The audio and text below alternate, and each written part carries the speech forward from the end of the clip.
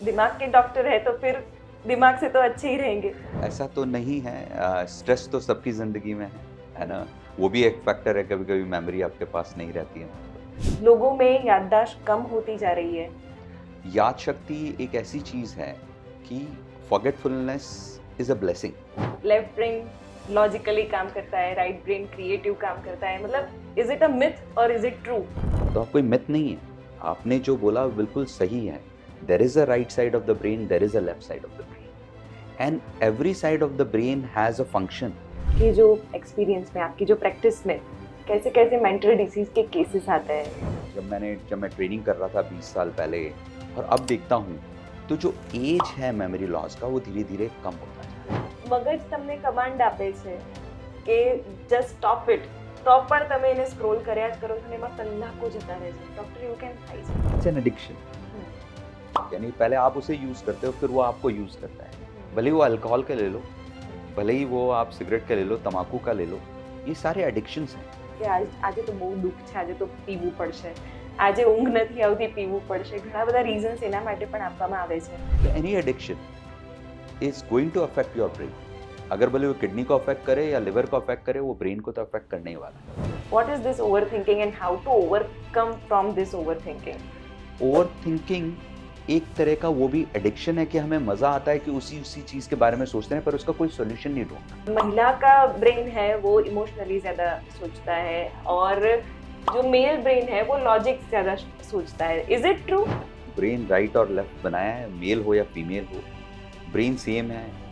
What kind of stress people are facing nowadays?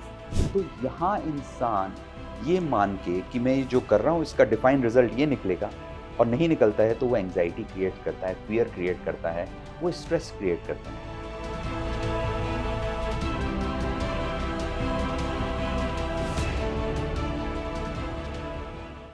એક માણસની લાઈફમાં સૌથી ઇમ્પોર્ટન્ટ શું હોઈ શકે? તો એ છે સારી યાદો.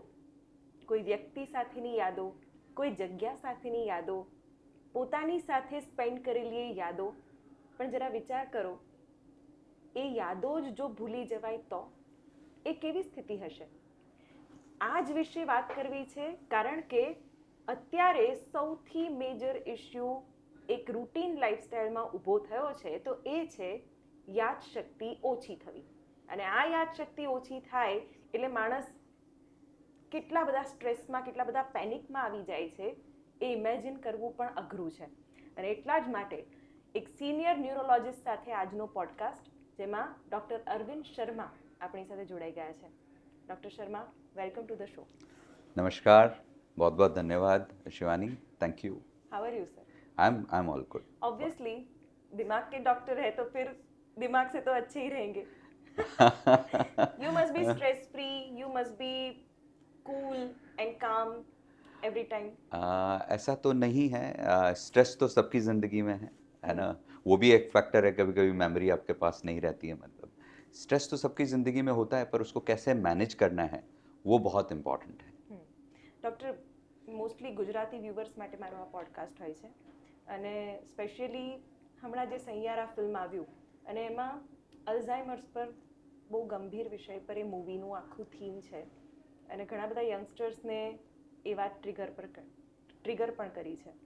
સો બેસિકલી આજે મગજને લગતી ઘણી બધી એવી વાતો છે એ કરવી છે તમારી સાથે, જેમાં ઘણું બધું ઇન્ટરલિંક છે, ઇન્ટરકનેક્ટેડ છે, જેમ કે યાદશક્તિ છે, મેન્ટલ ડિસીઝીસ છે કે જે કોરોના પછી વધારે વધ્યા છે, સાથે પેનિક થઈ જવું, નાની ઉંમરમાં એન્ઝાઇટી જેવી વાતો થાય છે. એવા બધા પ્રશ્નો હું તમને પૂછવાની છું. आप भी मुझे ऐसे कुछ जो इंसाइट्स है आपके और आपका जो भी स्टडी है, आपका जो अनुभव है, वो आपके हिसाब से मुझे बता सकते हैं, नहीं ये एडिशनल पॉइंट लेना चाहिए, तो वो मेरे दर्शकों के लिए भी बहुत यूजफुल रहेगा. बिल्कुल। So sir, let's start with this याद शक्ति थिंग कि क्यों लोगों में याददाश्त कम होती जा रही है અને કેમ લોકો ભૂલતા જઈ રહ્યા છે નાની નાની વસ્તુઓ? એ મોટો સવાલ. नहीं, बहुत इम्पॉर्टेंट मैसेज है और बहुत ही इम्पॉर्टेंट टॉपिक है ये। और अच्छा ये लगता है कि आजकल की जो जितने भी लोग हैं इसको लेकर अवेयरनेस क्रिएट कर रहे हैं, भले ही वो आप फिल्मों के द्वारा लें या आप लें कि आप इसके ऊपर पॉडकास्ट कर रही हैं, तो ये बहुत बड़ी बात है, क्योंकि याद शक्ति एक ऐसी चीज़ है कि फॉरगेटफुलनेस इज़ अ ब्लेसिंग।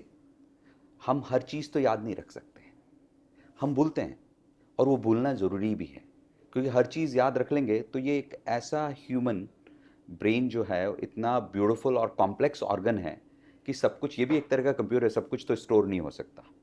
तो हम, जैसे आपने पिक्चर का नाम लिया कि उसके अंदर अल्जाइमर्स के ऊपर बात हुई कि याद शक्ति चली जाती है तो क्या क्या होता है और किस तरह से केयर गिवर्स को उसका ध्यान रखना चाहिए।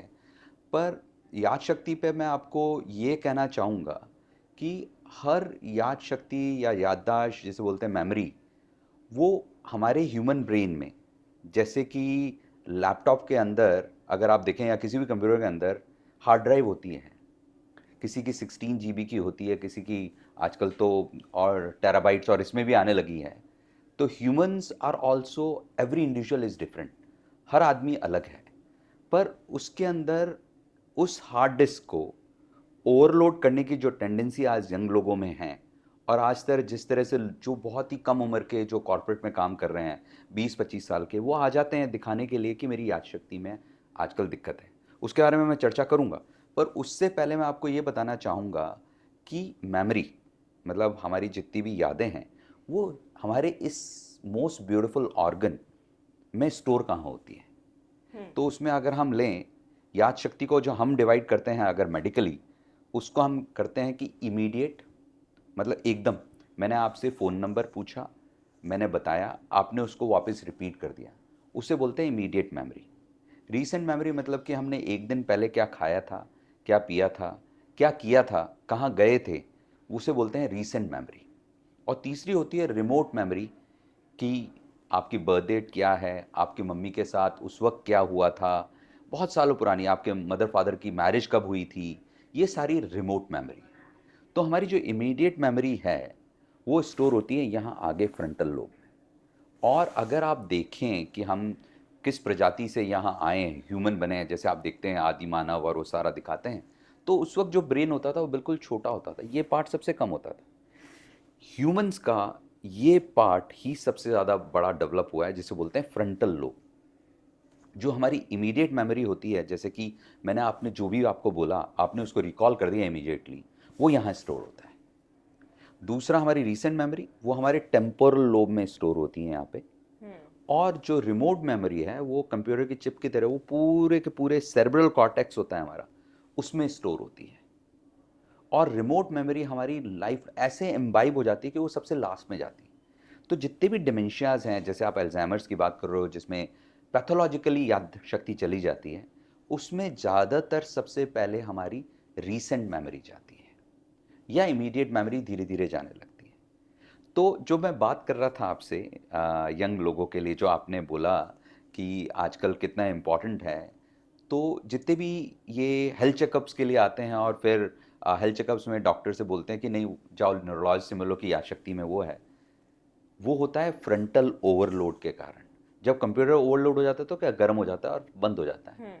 ऐसे ही अपना ह्यूमन ब्रेन है, वो रखते हैं मेमोरी को फ्रंटल लोब में ओवरलोड रख के, और उसको सोचते हैं कि सब कुछ रह जाए वहाँ पे, तो सडनली उसको स्पेस नहीं होती है उसको याद रखने के लिए। तो इसलिए उनको बोलते हैं हम सूडो डिमेंशिया। सूडो मतलब फॉल्स फेक डिमेंशिया, जिसके अंदर कि अगर वो ये चीज़ें डीलोड करना शुरू कर दें, जैसे बोलते हैं स्ट्रेस भी, वो सारी चीज़ें अगर उसको मैनेज करने लग जाएं तो चीज़ें सही हो सकती हैं। Okay doctor, is there something like left brain right brain? तो लेफ्ट ब्रेन लॉजिकली काम करता है, राइट ब्रेन क्रिएटिव काम करता है, मतलब इज इट अ मिथ और is it true?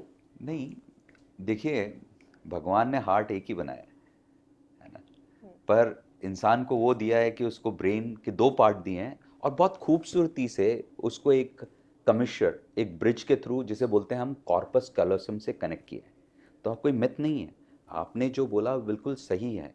There is a right side of the brain, there is a left side of the brain, and every side of the brain has a function. जैसे left side of the brain हमारी language के ऊपर ज़्यादा होता है, और जो musicians होते हैं, जैसे आप एंकर हैं, जो आर्टिस्ट होते हैं, उनके right side of the brain बहुत ज़्यादा अच्छे डेवलप होते हैं। राइट हैंडेड होते हैं ज़्यादातर, और उनके ब्रेन लेफ्ट साइडेड होते हैं जहाँ लैंग्वेज कंट्रोल होता है।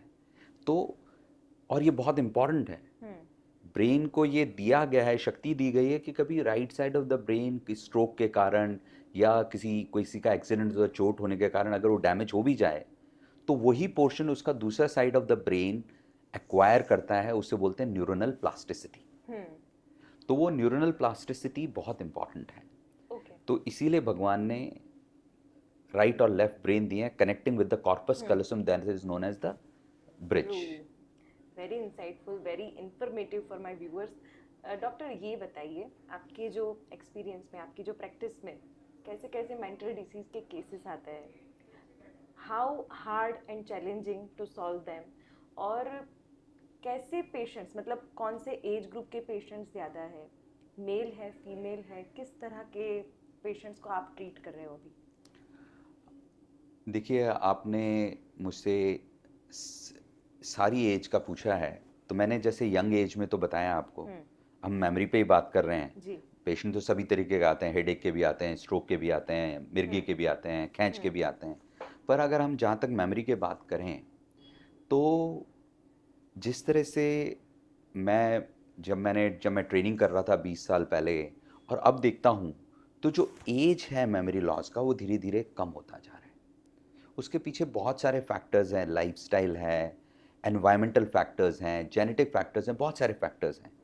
पर सबसे बड़ा चंक अभी भी उन मेमोरी लॉस का है जहाँ की वो रिवर्सिबल होते हैं। हम इरिवर्सिबल की बात करें, जितने भी अल्जाइमर्स हो गए, फ्रंटोटेम्पर, अब मैं टाइप बताऊंगा आपको डिमेंशिया के, पैथोलॉजिकल फॉरगेटफुलनेस के मैं आपको टाइप बताऊंगा। पर ये जितने भी रिवर्सिबल डिमेंशियाज हैं जिनके अंदर मेमोरी वापस लाई जा सकती है, उन चीज़ों पे ज़्यादा फोकस करना चाहूँगा, क्योंकि वो यंग लोग हैं जो उसको लेके घूम रहे हैं पर उसके लिए ट्रीटमेंट नहीं कर रहे। जैसे बहुत ज़्यादा स्क्रीन टाइम होना, बहुत ज़्यादा गेम्स खेलना, बहुत ज़्यादा कंटिन्यूसली स्क्रीन पे रह के और एक ही चीज़ को, एक्टिविटी को करना, उनसे ब्रेन का एक फॉर्मेट डेवलप होता है। पहले क्या होता था कि काम करने के बाद आप मोहल्ले में जाते थे, चौपाल पे जाते थे, बैठते थे, दोस्तों के साथ बात करते थे, तो ब्रेन के डिफरेंट फंक्शंस काम में होते थे। अभी जब आप एक ही काम कर रहे हैं तो आपका ब्रेन तो सब है, फ्रंटल भी है, पैराइटल भी है, टेम्पोरल भी है। हम हर चीज़ को गूगल पे देख रहे हैं, तो हमारा जो पैराइटल लोब है वो क्या करता है, टेम्पोरो स्पेशल स्पेस में ये देखता है कि हमें यहाँ से जाना है, इधर से जाना है और कैसे जाना है, और उसे हम याद रखते थे कि उसका घर यहाँ से जाके ऐसे होगा। अब क्या करते हैं, या तो हमारे पास गूगल मैप होता है, अगर गली हमें पता भी है तो अभी गूगल मैप पे वो छोड़ के आगे चले जाते हैं। तो ये सबसे बड़ा हैंडीकैप्ट है जिसके कारण लोग हमारे पास आ रहे हैं इस मेमोरी लॉस के लिए। ओके डॉक्टर, पीपल आर, मतलब I don't know how mindsets are changing, क्योंकि हम पूछते हैं कि क्यों अभी मोबाइल स्क्रॉल कर रहे हो, क्यों इतना एडिक्टेड हो मोबाइल से, तो हमको ऐसा रीज़न मिलता है कि આખો દિવસ તો કામ કર્યું છે અને હવે તો થોડું માઇન્ડ ફ્રેશ કરીએ ને, બટ वो માઇન્ડ ફ્રેશ नहीं होता है, that is extra burden on your brain. Am I right? बिल्कुल सही शिवानी। द प्रॉब्लम इज कि ठीक है, टेक्नोलॉजी इम्पॉर्टेंट है, आपको मोबाइल भी देखना पड़ेगा, इम्पॉर्टेंट इन्फॉर्मेशन भी देखनी पड़ेगी, but you cannot do only one type of activity in a day. आपको सब तरह की एक्टिविटी करनी पड़ेगी अगर आपके ब्रेन को जगाना है तो। पहले लोग क्रॉसवर्ड भी करते थे, सुडोकू भी करते थे, मेंटल अर्थमेटिक्स भी करते थे, जिसे exactly those are known as neurobics. जैसे आप एरोबिक्स करते हो, ऐसे ही हमारे लैंग्वेज में उसे बोलते हैं न्यूरोबिक्स, कि अलग अलग तरह की एक्टिविटीज़ करना, वही आपके ब्रेन को एक्टिव रखता है और आपको डिमेंशिया से बचाता है। फिर न्यूट्रिशनल फैक्टर्स हैं जो कि बहुत चेंज हो गए हैं आजकल। पहले सब तरफ के खाना खाते थे और घर का खाना ही नहीं खाते थे, आजकल बाहर का खाना थे, पहले पड़ोसियों का भी खाना खाते थे, सब खाते थे। पर आजकल चीज़ें बहुत बदल गई हैं, तो इसलिए न्यूट्रिशनल डिफिशियंसीज बहुत होती हैं। पहले पानी नलके का होता था, अब आरओ का होता है, तो विटामिन B12, D3, कैल्शियम, सब चीज़ों की कमी से वो भी मिनरल्स बॉडी के लिए ज़रूरी हैं, जिसका हम ध्यान नहीं देते हैं, क्योंकि हम हर चीज़ को ऑनलाइन चल के ही समझते हैं कि उससे हो जाएंगे। तो वो चीज़ें बहुत ज़रूरी हैं इन रिवर्सिबल डिमेंशियाज़ के लिए, जो कि एग्जैक्टली मेमोरी लॉस नहीं होता है, पर अगर उसे आप अपने लाइफस्टाइल में थोड़े से चेंजेस करो तो डेफिनेटली जैसे आपने मोबाइल का बोला कि आप पूरे दिन भर काम किया, आपने कंप्यूटर पे किया, या आपकी ऐसी जॉब है जहाँ पे एक ही फिक्स काम किया, उसके बाद भी आके आप एक ही फिक्स काम कर रहे हो, क्योंकि आप जो आपको नेचर के साथ रहना है, या कोई आपका दूसरा खुद का जो काम करना है अपने दोस्तों के साथ या अपने घर वालों के साथ या बातचीत के साथ, वो एक रिलैक्सेशन होता है, वो एक आई फिक्सेशन से नहीं हो सकता. ટ્રુ. સોશિયલ મીડિયા થઈ ગયું, અલ્ગોરિધમ્સ થઈ ગયું, એવું અલ્ગોરિધમ કે જે તમને છોડતું જ નથી. તમે સ્ક્રોલ કરે જાઓ છો, મગજ તમને કમાન્ડ આપે છે કે જસ્ટ સ્ટોપ ઇટ, તો પણ તમે એને સ્ક્રોલ કર્યા જ કરો છો ને એમાં કલાકો જતા રહે છે. ડૉક્ટર એવું કેમ થાય છે? It's an addiction.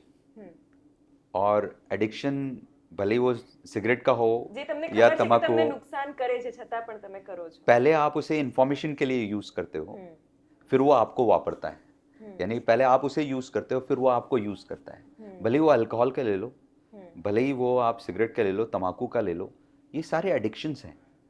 Limited sense में डॉक्टर भी बोलता है कि alcohol may be beneficial, may be, right, पर डॉक्टर कभी एडवाइज नहीं करता है. पर क्या होता है कि वो कभी भी कंट्रोल रहता नहीं. तो आज का सबसे बड़ा जो पैंडेमिक बनने वाला है वो ये सोशल मीडिया ही बनने वाला है, जिसको अगर जुडिशियली से यूज़ नहीं किया गया तो सबसे ज़्यादा बेनिफिशियल होंगे साइकेट्रिस्ट और न्यूरोलॉजिस्ट. तो मैं कहना चाहता हूँ व्यूअर्स को कि न्यूरोलॉजिस्ट और साइकेट्रिस्ट को बेनिफिशियल मत बनाओ. आप इन चीज़ों से हटो. मैं ये नहीं कहता, या शिवानी हम ये बात कर रहे हैं, हम ये नहीं कहना चाह रहे आपसे कि आप उसे इंफॉर्मेशन को यूज़ मत करो, आप करो, पर उसको जुडिशियस वे में यूज़ करो. ब्रश आप 30 सेकंड ही करते हो, ब्रश को आधा घंटा नहीं करते हो. करते हो तो कोई साइकेट्रिस्ट के पास भेज देगा आपको अगर 1 घंटे तक ब्रश करते रहो. मानते हो कि नहीं मानते हो? तो मोबाइल क्यों? ये सोच के देखो. Very true. એક હમણાં ગુજરાતમાં કેટલાક વર્ષોથી એવું એક કલ્ચર ડેવલપ થયું છે, નાઇટ લાઈફ. અને sir you must know that કે બહારથી જે લોકો આવે છે, સપોઝ સૌરાષ્ટ્રમાંથી આવી ગયા કે આ બાજુ ઉત્તર ગુજરાતમાંથી અમદાવાદ ગાંધીનગરમાં ભણે છે અથવા રહે છે અને જોબ કરે છે, તો અમુક એવા પોઈન્ટ્સ છે, એવા ટી પોસ્ટ છે કે જ્યાં રાતભર તમને યંગ ક્રાઉડ જોવા મળશે. But the thing is that I am sure હું આ વસ્તુને લઈને ટ્રોલ થવાની છું. આઈ એમ શ્યોર કે એ વસ્તુ પણ ક્યાંક ખરાબ લાઈફસ્ટાઈલનો જ એક ભાગ છે જે તમારી મેન્ટલ હેલ્થને અસર કરે છે.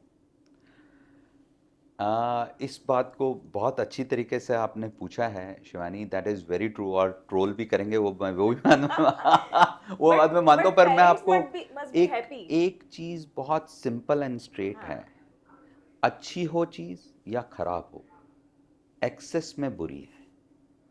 यानी कि जो समय जिस चीज़ के लिए बनाया है वो उस चीज़ के लिए है.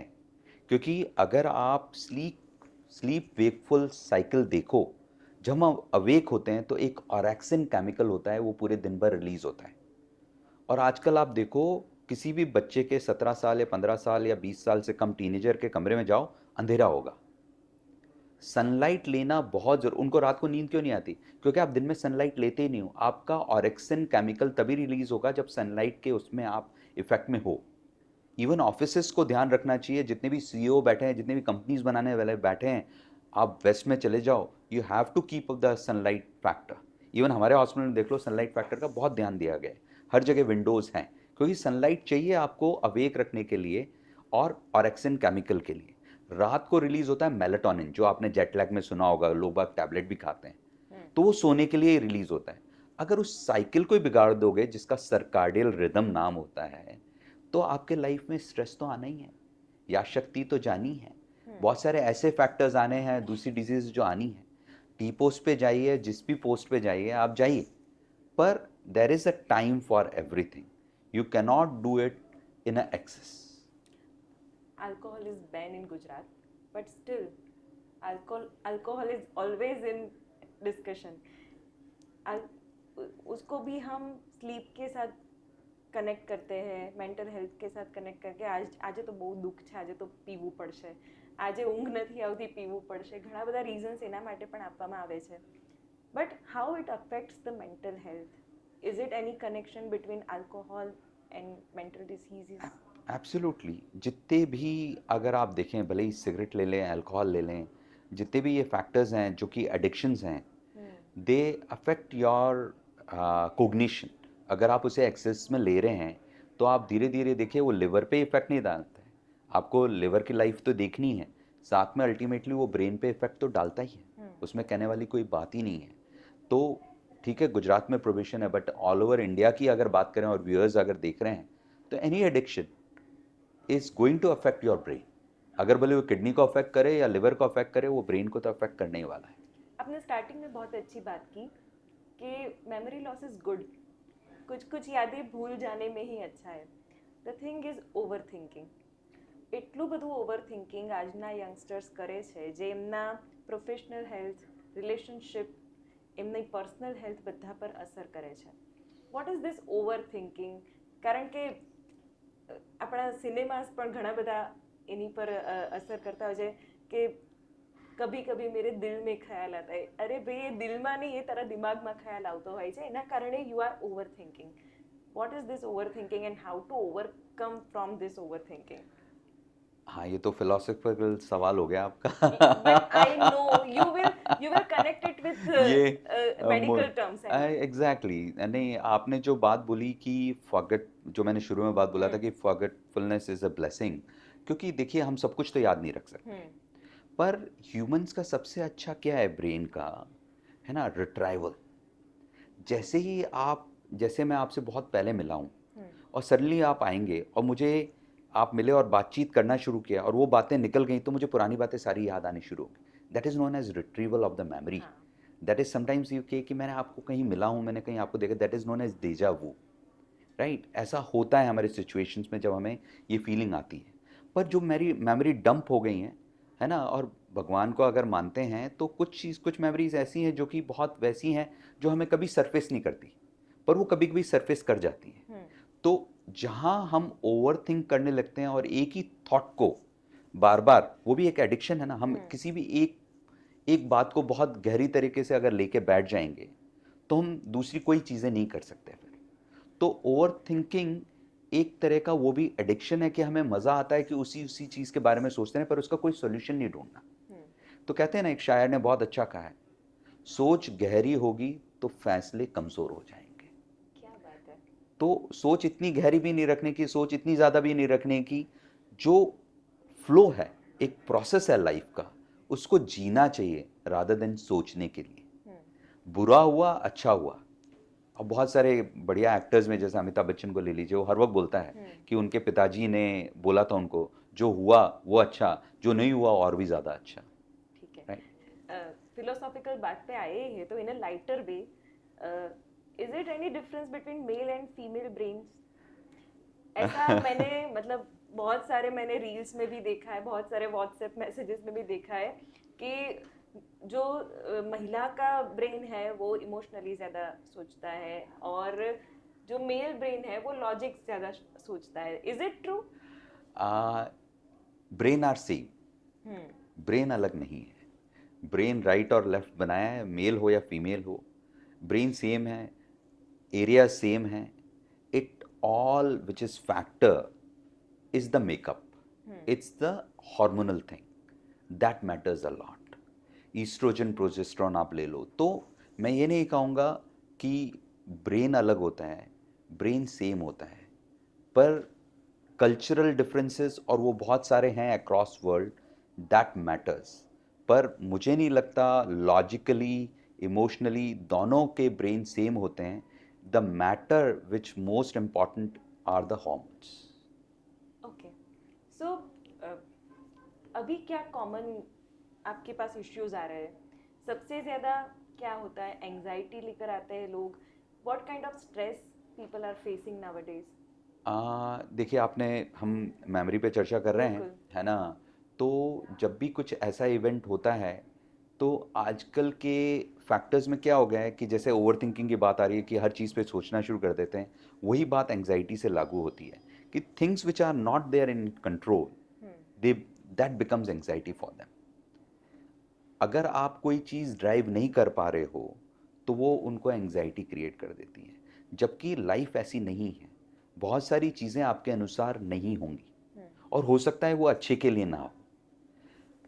लाइफ हर वक्त एक स्मूथ रोड की तरह नहीं चलेगी, जो कि इंसान एक्सेप्ट करता है, ये चीज़ एक्सपेक्ट करता है कि मैंने सब कुछ अपने हिसाब से कर लिया है, कि मैं 20 साल पे ये करूँगा, 30 साल पे ये करूँगा, 40 साल पे ये करूँगा, 50 साल पे ये करूँगा, और 60 साल पे मैं, आजकल जो एक हो गया है बहुत अर्ली रिटायरमेंट, मैंने फाइनेंशियली अपने आप को सिक्योर कर लिया है, मैंने अपने फैमिली के लिए, चाइल्ड के लिए सोच लिया है, मेरी वाइफ ऐसी होगी, मेरे हस्बैंड ऐसे होगा। तो वो जो प्लानिंग है, मुझे कहीं कहीं लगता है वो एक नेचुरल प्रोसेस को तोड़ती है, Just क्योंकि being present. या Just being life present. Yes. Is going to happen, you cannot define.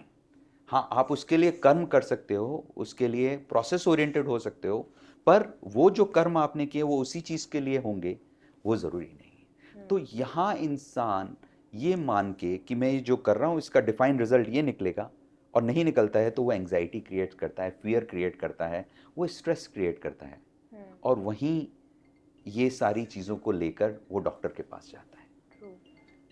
There is one term जिसको हम शॉर्ट फॉर्म में फोमो बोलते हैं, fear of missing out.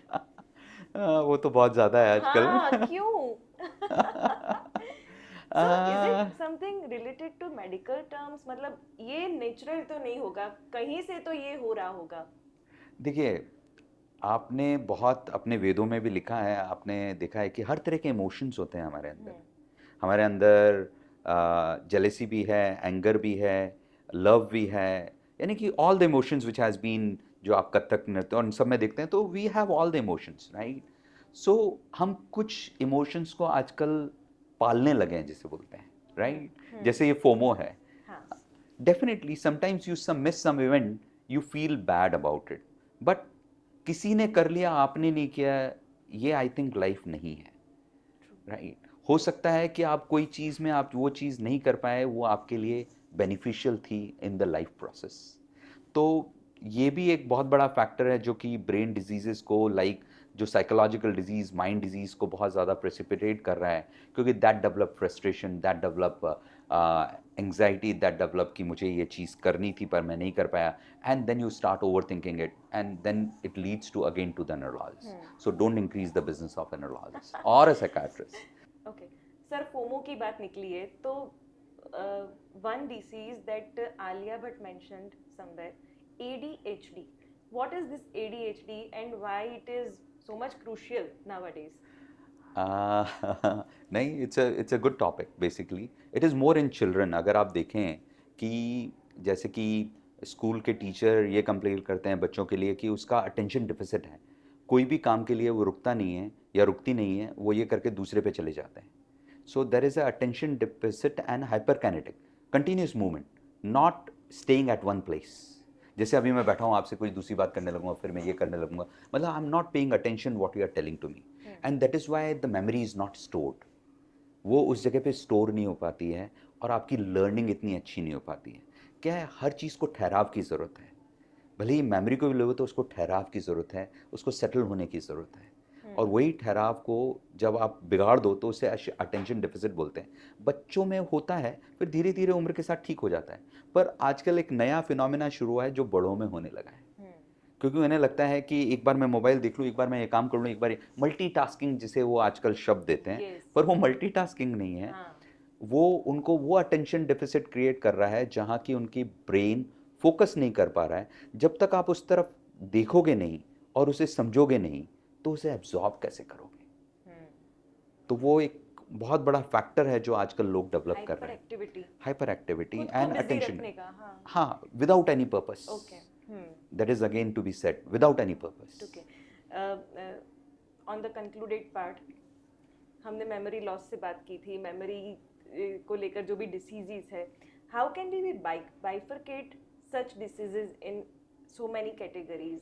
There must be something insightful. नहीं, बिल्कुल सही बोल रहे हैं आप कि जो मेमोरी लॉस है, जब हम अभी तक तो हम रिवर्सिबल डिमेंशियाज की बात कर रहे थे, अगर हम उनको पैथोलॉजिकल वे में डिवाइड करें, जो हमारे पास सबसे ज़्यादा पेशेंट आते हैं, अभी भी उसके अंदर देख लिए तो अल्जाइमर सबसे टॉप पे है। पर लोग ये नहीं समझते कि अल्जाइमर्स है क्या। अल्जाइमर्स वो है जिसके अंदर सबसे पहले आप कहीं जा रहे हैं तो आप रास्ता भूलते हैं। जैसे ऑफिस जा रहे हैं, थोड़े आगे निकल गए, अगर घर आ रहे हैं तो आप घर का रास्ता भूल गए। तो स्पेशियो टेम्पोरल जो मैं शुरू में आपको बता रहा था कि लोग देखते ही नहीं है तो रास्ता जानेंगे कैसे। तो सबसे पहले आप रास्ता भूलते हैं, फिर धीरे धीरे आप रीसेंट आपने कल क्या खाया था, क्या किया था, वो भूलना शुरू करते हैं। सबसे लास्ट में अपन नियर एंड डियर वंस को भूलते हैं। अगर आपने ब्लैक मूवी देखी हो तो वो सबसे लास्ट में जाता है। तो अल्जाइमर्स जो कि मोस्ट कॉमन डिजीज़ है, उसके अंदर रीसेंट मेमोरी लॉस और साथ में आपका रास्ता भूल जाने का, ये तो हो गया अल्जाइमर्स, ये मेजर चंक है। पर दूसरे तरह के डिमेंशिया भी होते हैं, वो फ्रंटो टेम्पोरल, वो साइकेट्रिस्ट के पास ज़्यादा चले जाते हैं। वो फ्रंटो टेम्पोरल डिमेंशियाज होते हैं जिसमें इंसान एब्यूजिव हो जाता है, कैलकुलेशन चली जाती है, जजमेंट चला जाता है, या बिल्कुल शांत हो जाते हैं, कोई इंटरेस्ट नहीं है, एनिडोनिया हो जाता है, मतलब किसी भी आसपास क्या चीज़ें चल रही है उसमें कोई इंटरेस्ट नहीं रहता है। वो फ्रंटल का काम है और टेम्पोरल काम।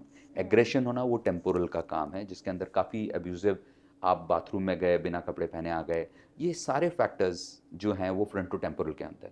और डिमेंशिया विद ल्यू बॉडी के अंदर आदमी बीच में बिल्कुल ठीक रहता है, पर उसको हेलुसिनेशन होते हैं, उसको कुछ दिखता है, उसे इल्यूजन्स होते हैं, उसे सुनाई देता है जो सामने चीज़ें नहीं होती हैं। ये सब साइकेट्री में चले जाते हैं, पर ये सब डिमेंशियाज हैं। इनको जानने के टेस्ट हैं जिनसे हमें पता लग जाता है कि ये इस तरह का डिमेंशिया है और इनको कंट्रोल किया जा सकता है। कोई भी क्रोनिक डीजेनरेटिव डिजीज़ को क्योर नहीं किया जा सकता, पर जैसे कि आप डिजीज़ेस को, डायबिटीज़ को, ब्लड प्रेशर को कंट्रोल कर सकते हैं, अगर आप डॉक्टर के पास जाएँ, न्यूरोलॉजिस्ट के पास जाएँ, तो इन्हें कंट्रोल किया जा सकता है और इनका ट्रीटमेंट किया जा सकता है और इनकी एडवांसमेंट को रोका जा सकता है 10-15 साल के लिए, और इसको ट्रीटमेंट करके। બિલકુલ સર 5 કેરેક્ટરિસ્ટિક્સ હું કહીશ, 5 લક્ષણો હું કહીશ, અને એના પરથી તમારે કહેવાનું છે કે એઝ અ ન્યુરોલોજિસ્ટ તમે એને કઈ ટર્મમાં ડિફાઇન કરો છો. Okay. Okay, attention seeking. Attention seeking itself is a word, मतलब ना। Yes, but yeah. what kind of terms neurologists should use? More, I can say, मतलब attention seeking means more self-centered, right? Yes. Yeah. Then FOMO. That is more of kind of a disorder where you want to get everything. That is more of anxious personality who get more FOMO, right? ક્યાંક જઈને ઊભા રહી ગયા, યાદ નથી આવતું કે ત્યાં કેમ ગયા.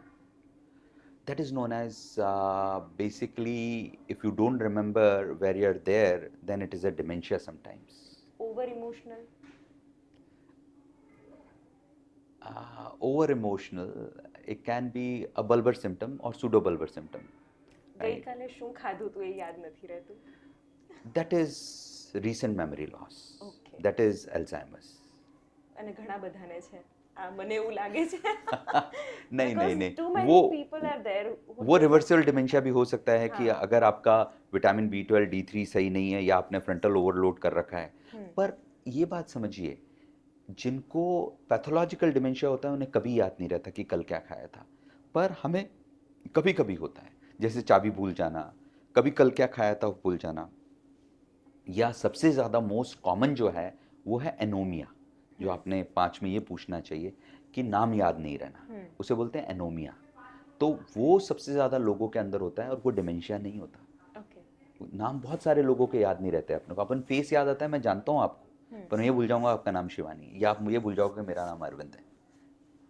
Thank you so much. नहीं सर, हम आपको नहीं भूलेंगे. क्योंकि आपने बहुत ही अच्छी इंफॉर्मेशन दी है हमारे व्यूवर्स को, एंड आई एम श्योर कि उनके जो सैयारा होंगे उनका किसे टेक केयर करना है. Because any neurologist will suggest कि पहले घर से ही शुरू होता है, कि घर के लोग ही ऑब्जर्व करते हैं कि उसमें कुछ प्रॉब्लम अभी हो रहा है.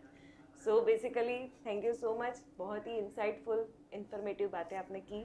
नहीं, Thank you thank for you being Shivani, in the show. Thank you very much for bringing me in for this very important topic. बहुत ही अच्छे क्वेश्चंस आपने और सारी जानकारियाँ जो ली वो बहुत ही अच्छी थी।